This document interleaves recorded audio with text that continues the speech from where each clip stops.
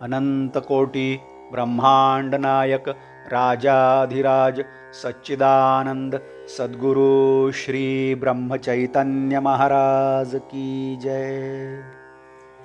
Shriram Samarth. 25 August.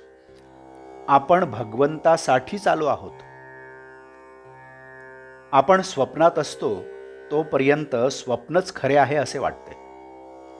त्याचप्रमाणे जोपर्यंत भगवंताचे सत्यत्व आपल्याला नीट समजत नाही तोपर्यंत हे सर्व मिथ्या असणारे जग आपण भ्रमाने सत्यच मानित असतो।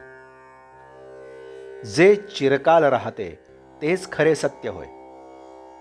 आपला मार्ग चुकला आहे एवढे जरी समजले तरी सत्याकडे जाता येते।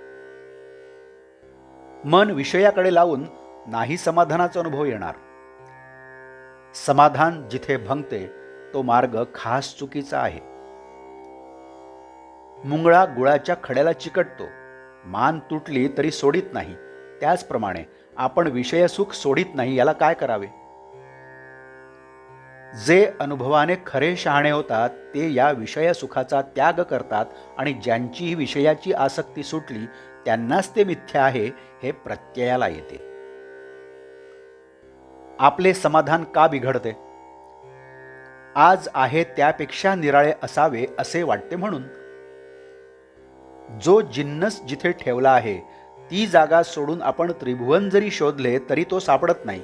त्याप्रमाणे ज्या वस्तूमध्ये समाधान नाहीच त्यामध्ये कितीही शोधले तरी ते आपल्याला मिळत नाही। समाधान फक्त भगवंताजवळ आहे। खरे म्हणजे आपली वृत्ती परिस्थितीत अडकलेली असल्यामुळे ती स्थिर राहत नाही, म्हणून आपल्याला समाधान नाही। मनुष्य आहे त्या स्थितीला कंटाळून सुख मिळावे यासाठी जे करायला जातो ते शेवटी दुःखाचेच होते। म्हणून आहे त्या परिस्थितीत समाधान मानायला शिकावे। आपण ज्या कार्यासाठी आलो ते कार्य झाले की समाधान होते। मग जोपर्यंत आपल्या कृतीने आपल्याला समाधान होत नाही तोपर्यंत आपण त्या कार्यासाठी आलो नाही असे म्हणायला काय हरकत आहे? आपण भगवंतासाठीच आलो आहोत आणि त्याच्या प्राप्तीमध्ये आनंद आहे। जगातली कोणतीही दृश्य वस्तू आपल्याला मनाचे स्वास्थ्य देऊ शकत नाही किंवा ते नेऊ शकत नाही। मन भगवंताजवळ गुंतेल तेव्हाच स्वास्थ्य मिळेल। त्याकरिता नेहमी भगवंताचे नामस्मरण करावे, त्याचे गुणवर्णन ऐकावे, त्याच्याशिवाय दुसरी गोष्ट काढूच नये।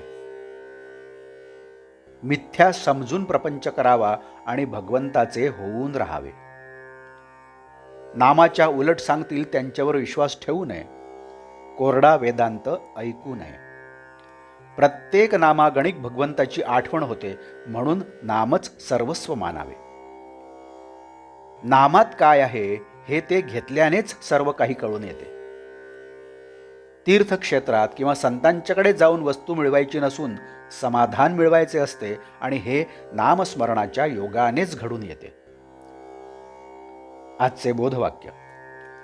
प्रपंचाचा अनुभव कष्टमय आहे पण भगवंताचा अनुभव आनंदमय आहे। जानकी जीवन स्मरण जय जय राम।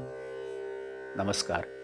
आपण या चॅनलला अजूनही सबस्क्राईब केलं नसेल तर कृपया सबस्क्राईब करावं ही विनंती। आपण या चॅनलला लाईक करा, शेअर करा, कमेंट्स द्या। बेल आयकन दाबायला मात्र विसरू नका। धन्यवाद।